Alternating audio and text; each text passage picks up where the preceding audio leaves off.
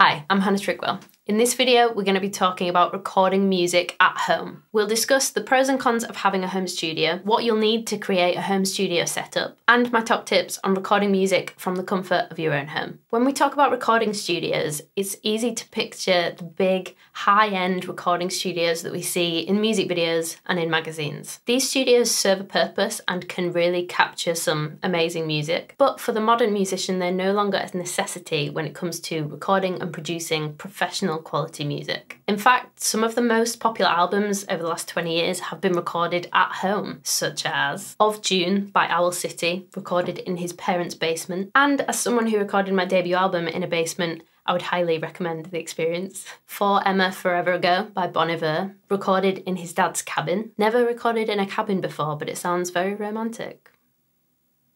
Need to try that one out. Without further ado, here are my top 5 tips for recording music at home. Perfect your songs and arrangements before jumping in to record. This will save you a lot of time and sweat. Get your sound right before you start recording. This minimises workflow and reduces the need for post-editing after the recording process.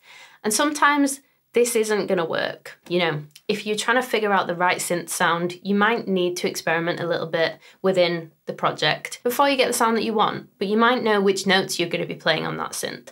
When it comes to an acoustic instrument like your voice or a guitar, you might want to think about a particular style of vocal delivery for a specific mood. You might want to think about how your guitar's being processed. So what tone does your guitar have as it's being recorded? It's important to think about things like microphone placement on a piano to get different sounding recordings. Create a comfortable environment. Have the room at a comfortable temperature and take regular breaks. Don't clip the signal at any stage in your signal chain. Aim for a decent level, but stay clear of any clips with enough headroom at each stage of your chain. Use a click track to help you stay in time. The term bedroom producer is becoming more and more common as more artists choose to embrace the home studio setup. And here's why. Professional studios can be really, really expensive, even if they're not big.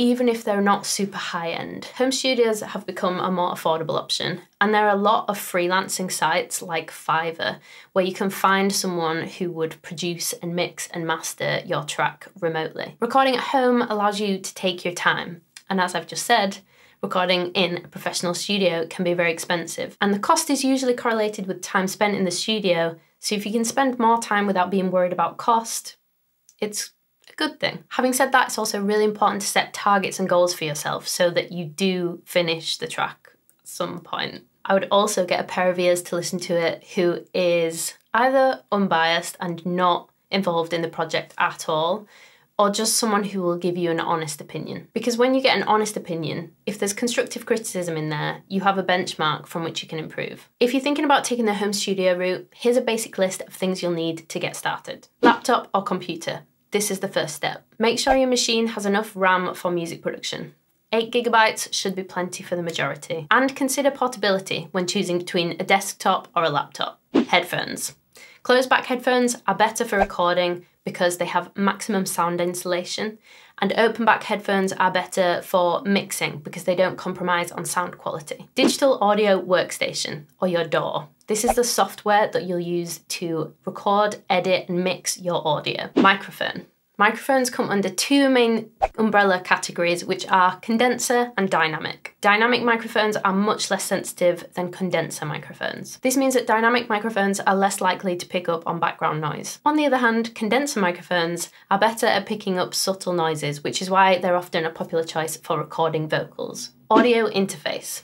Audio interfaces allow you to connect things like microphones and cables from your guitars into your computer via USB cable for recording. When choosing an audio interface, think about connectivity. How many inputs do you need? What kind of inputs do you need? And think about whether your microphone needs phantom power. Often condenser microphones do. Cables. Microphone cables. XLR. This is how you're going to connect your microphone to your interface. And then your interface connects it to your computer, and then you can record. Simples. Remember, it's a good idea to do a little bit of research before you make any purchases.